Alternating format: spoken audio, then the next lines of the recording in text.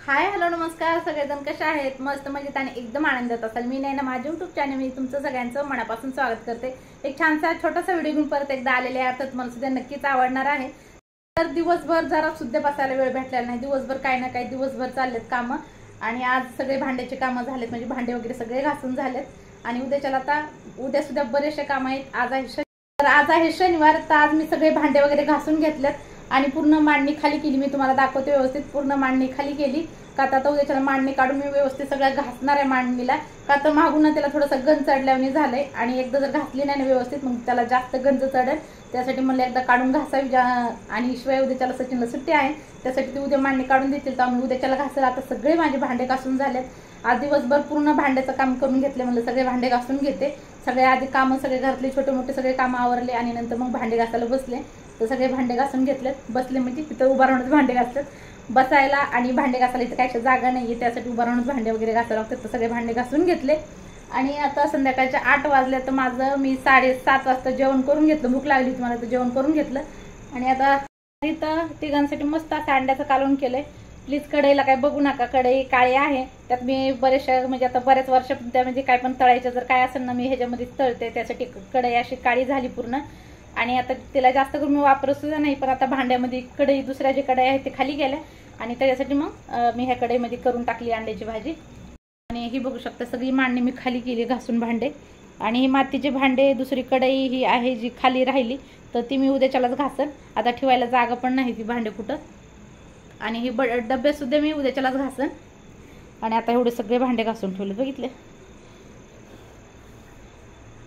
हे टब पातेले वगैरे सगळे भरून ठेवलेत। आता रात्रभर या भांड्याचं सगळं पाणी निपटून जाईल आणि भांडे उद्यापर्यंत एकदम अशी कोरडी होतील, तेव्हा मग मांडणी घासून मी मांडणीवर भांडे लावन।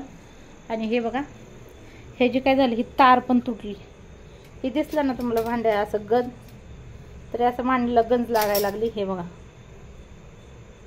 अशी गंज लागली ना तर मग एकदा तिकडे दिसतंय ना तुम्हाला, ते बघा असे गंज जर लागलं ना तर खराब होऊन जाईल आणि ते जास्त जास्त मी टाट मोठे ठेवून तर इथलंही हे सुद्धा तुटलंय, तर ह्याला सुद्धा व्यवस्थित करावं लागेल। ते बघा जास्त प्लेटा बसत नाहीत ना, मग कोंबून जर घातल्या ना जबरदस्ती प्लेट ह्याच्यामध्ये तर मग हे त्याच्यासाठी हे दोन निघलेत। हे बघा हे एक आणि हे दोन्ही हे हालायला लागले आणि हे पूर्णपणेच निघले, हे बघा तर असं आहे। आणि ते खिळे एकदम पॅक मारलेत तर मला निघणारच नाही, ते सचिन उद्या काढतील आणि नंतर मग हे करावं लागेल, काढून घासावं लागेल। हे डबे वगैरे मी उद्याच घासन आणि नंतर मग पुन्हा ह्या भरण्याचं मी सोमवारी किंवा मंगळवारी, सोमवारी तर भरपूर कामं आहेत तर सोमवारी नाही तर मंगळवारी हे सगळं मी खाली करून ह्यातलं काही जे सामान असेल ते काढून ठेवल आणि जे दुसरं सामान आहे ते सगळं मी डब्यामध्ये ठेवलंय। शिवाय आता दिवाळी आली त्यासाठी आता काही सामान वगैरे आणायचं नाही, तर ह्यातलं जे आहे ते सगळं उडून घ्यायचं। डाळी वगैरे आहेत ते काय आता संपणार नाहीत, तर बघू आता काय आणायचं काय नाही ते नंतर बघू आपण दिवाळीच्या टायमाला। पण आता उद्याच्याला ह्याला घासते। तर असं दिवसभर बरेचसे कामं केलं आणि घरातले सुद्धा आता उद्याच्याला काय करणार, कपड्याचे सगळे कामं करणार उद्याच्याला। सचिन स्नेहा आणि स्वप्नील सुद्धा घरी आहे, त्यांना ज्यांना जे कपडे घालायचेत ना ते फक्त ठेवणार आहे आणि बाकीचे सगळे कपडे साईडला काढून टाकणार आहे। ज्यांना जे घालायचे नसतील ना तर ते कपडे मी ही करते, बांधून ठेवते, नसतं कुणाला तरी देऊन टाकते। काय झालं कपड्याचा खूप जास्त असा ढीग झालाय तर ते दाखवू सुद्धा शकणार नाहीत की कपड्याचा ढीग झालाय, पूर्ण कपाटामध्ये ठेवायला जागा नाही आणि खुर्चीवर म्हणा इकडं म्हणा तिकडं सगळीकडे कपडेच भरून ठेवलेत। आणि हे बघा हे दोन तिथं थैले तुम्हाला दिसत असतील, तर हे बऱ्याच दिवसापासून थैले आहेत खुर्चीवरती, हे बघा। तर हे बघा सगळे आहेत पॅन्टी शर्ट जीन्सची पॅन्टी ही सगळे कपडे आहेत आणि बिलकुल फाटलेले वगैरे नाहीत, एकदम चांगले टी शर्ट म्हणा जीन्सच्या पॅन्टी, परत हे पांढरे शर्ट। हे बघा तर किती दिवसांनी तुम्ही बघत असाल बऱ्याच दिवसापासून माझं हे सगळं असेच आहेत कपडे, ते 2 थैल्या भरून असे आहेत हे कपडे। तर हे कपडे आहेत ना अर्ध्या ह्याच्यामध्ये स्वप्नीलचे कपडे आहेत आणि हे पूर्ण थैली भरून धम्माचे कपडे आहेत, म्हणजे माझ्या भावाचे लहान भावाचे कपडे आहेत, जेव्हा तो इथं राहायला आलता तवाचे। आणि आता हे कपडे त्याला काही याय नाही गेले तर म्हणलं आता ही कपडे सुद्धा मी कुणाला तरी देऊन टाकते, त्याला येत नाहीत आणि शिवाय स्वप्नीलला पण त्याचे कपडे येत नाहीत, तर असं करते हे कपडे सुद्धा कुणाला तरी देऊन टाकते। मग खुर्चीवरचे सगळे कपडे मी थैलीत भरून ठेवलेत। तर स्नेहाचे ते इतके छान छान ड्रेस टी शर्ट घागरे वगैरे आहेत, आता तिला यायला गेलं, तिचं सुद्धा वजन वाढलंय आणि दिवसभर तिला बसावं लागतं क्लासमध्ये। रात्री 9 वाजता तिचा क्लास सुटतो, दुपारी जाते ती क्लासला आणि दिवसभर एका जागेवर बसून तिचं सुद्धा वजन वाढलंय आणि तिला तिचे ड्रेस टाकू पण वाटा नाहीत आणि तिला आता यायला पण गेलं तर टाईट व्हायला लागले तिला. तर ती म्हणते माझं वजन कमी होईल तेव्हा मी घालन. तर म्हणलं आता असं तर नाहीये की वजन कमी करतोय तोपर्यंत कपडे आणायचे नाही, तर दुसरे ढिल्ले कपडे तर आणावंच लागतात घालायला. आणि ते पहिलेचे कपडे एवढे आहेत ती भरू थैल्या भरू ठेवले, तसेच कपाटामध्ये कोंबून ठेवल्यात, दुसरे गटुडे वगैरे बांधून ठेवले, थोडे सगळे कपडे झालेत. तर तिला म्हणलं मी की आता उद्याच्याला सुट्टी आहे, म्हणलं दुपारी जर आली ना क्लासहून तर फक्त दिवसभर म्हणलं तुला तेच काम करायचं, जेवण वगैरे करायचं आणि दिवसभर तुझे कपडे जे घालायचे नाही ते साईडला काढायचे, ते बांधून म्हणलं कुणाला तर देऊन टाकते, जेणेकरून दुसरे तर कपडे घ्यायचे थांबत नाहीत. कपडे घेणं तर चालूच असतंय. आज स्वप्नील कपडे आणायला गेला होता, काय काय कपडे आणले त्याची चॉईस मस्त आहे. पण असं काय आहे, मुलांना एकदा काय एखादी वस्तू त्यांना स्वतःला आणायला पैसे दिले ना तर दुसऱ्यांदा सुद्धा त्यांना वाटते की मी चांगला आणू शकतोय आणि मीच आणतो. पण आज सुद्धा त्यानं तसंच केलं. म्हणलं पप्पा तुम्ही नका येऊ, मी एकटा जातो आणि चांगले माझ्यासाठी कपडे घेऊन येतो. तर त्यांनी पैसे दिले त्याला आणि कपडे घेऊन आल्याशिवाय सचिनकडे आज वेळ सुद्धा नव्हतं त्यासोबत जायला, त्यासाठी त्यांनी पैसे दिले. आणि बघ आता स्वप्नील काय कारभार केलाय, काय नाही, काय कपडे आणले ते तुम्हाला नंतर दाखवते. तर चला आता गॅस बंद करते, अंड्याची भाजी तयार झाली असेल तर पूर्ण व्हिडिओ बघा, आवडला तर लाईक करा, शेअर करा, सबस्क्राईब करा आणि कमेंट करा सुद्धा बिलकुल विसरू नका. मी गॅस बंद करते, नाही तर अंड्याची भाजी सगळी आटून जाईल आणि मग खायला राहणार नाही.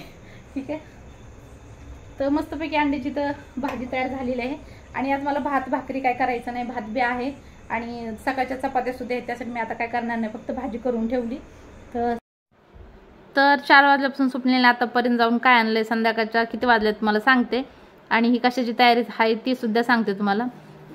तर त्याला आणायची होती पॅन्ट, 2-3 शॉर्ट पॅन्ट आणायची होत्या, 2-3 टी शर्ट आणायचे होते. तर त्यांनी टी शर्ट तर घेऊन आलाय, फक्त 2 काळे टी शर्ट आणलेत आणि बूट आणलाय त्यांनी त्याच्यासाठी.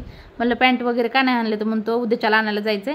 आज काय बघणं झालं नाही आणि घेणं पण झालं नाही, मला वेळ नव्हता जास्त. मी बराच वेळ पप्पापाशी बसलो ऑफिसमध्ये आणि नंतर गेलो, मला वेळ भेटला नाही मला, त्यासाठी बूट बघायलाच लय वेळ गेला. तर आता बूट आणलाय, म्हणलं बुटाची काही गरज नव्हती, म्हणलं पहिलाच बूट होता तर म्हणलं नाही असा बूट मला पाहिजे. आता ही जिमला जाण्याची तयारी आहे, तर जिमला जाण्यासाठी त्यांनी बूट घेऊन आला त्याच्यासाठी आता. तर बघूया बघा, म्हणलं आता म्हणतो बघितलं आता बघ छान आहे बूट, मी तुला घालून दाखवतो कसा आहे. तर म्हणलं ठीक आहे घालून दाखव. तर दुपारी त्याचं म्हणजे 4 वाजता कॉलेज सुटले, तेव्हापासून गेला, आता 8:30 वाजलेत.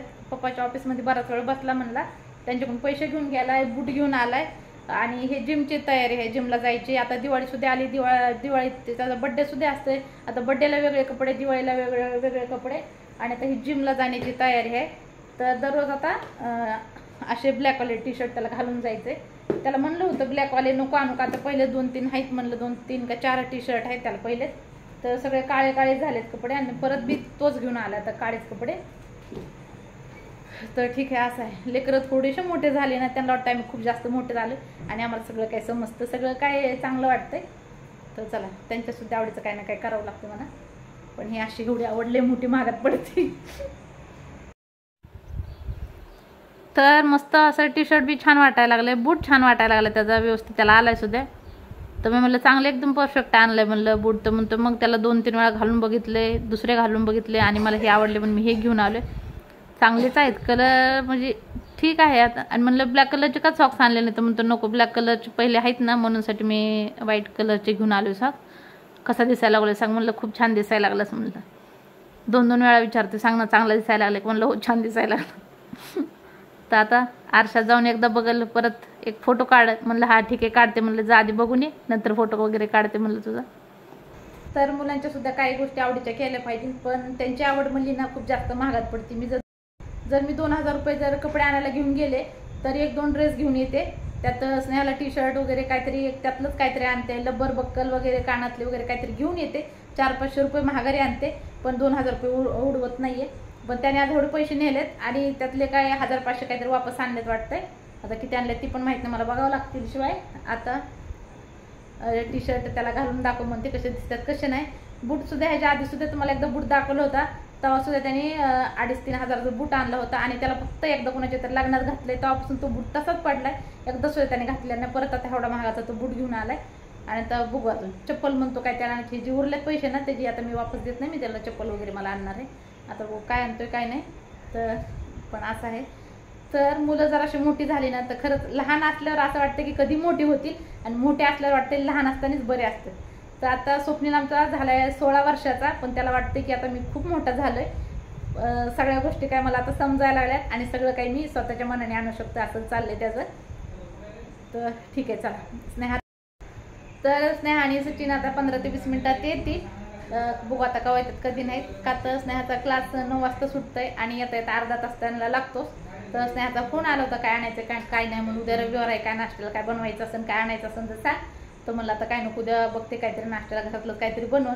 का आता दिवाळी आलेली आहे आणि सगळं सामान जेवढं आहे ना सामान तेवढंच मला आधी उडवून टाकावं आणि नंतर मग दुसरं नवीन सामान भरता येते. नाही तर मग काय होतं परत ते काढून साईडला ठेवावं लागते, दुसरं भरायचं ते कुठाने नको. म्हणलं आता काय सामान आणायचं नाही, दिवाळीपर्यंत सगळं काय घरातलं संपवायचं सामान, जेणेकरून माझ्या भरण्यासुद्धा घासण्यासाठी रिकामी होतील आणि मग नवीन दुसरं सामान जे आणलेलं ते सुद्धा भरता येते. तसं आता ते येतील तेव्हा जेवण वगैरे करतील. तरी सुद्धा आज त्याच्या हातात देऊन अंकिताला पण सांगितलं की मला तो पात्र विश्वासाचा वाटत नाही. तू जरा बघ, पहिल्या नॉमिनेशनच्या वेळेसच आपण ते बघितलं होतं ना, तेव्हा त्याच्यामुळे तर मी बोललो होतो पण तिनं ते ऐकलं नाही. चला तर मग सगळ्यांचं जेवण वगैरे झालं, थोडेसे भांडे पडले होते ते पण घासून घेतले आणि हा छोटासा व्हिडिओ इथं संपवते. आवडला तर लाईक करा, शेअर करा, सबस्क्राईब करा आणि कमेंट करा सुद्धा बिलकुल विसरू नका. व्हिडिओ उद्या चालतो. तोपर्यंत बाय बाय.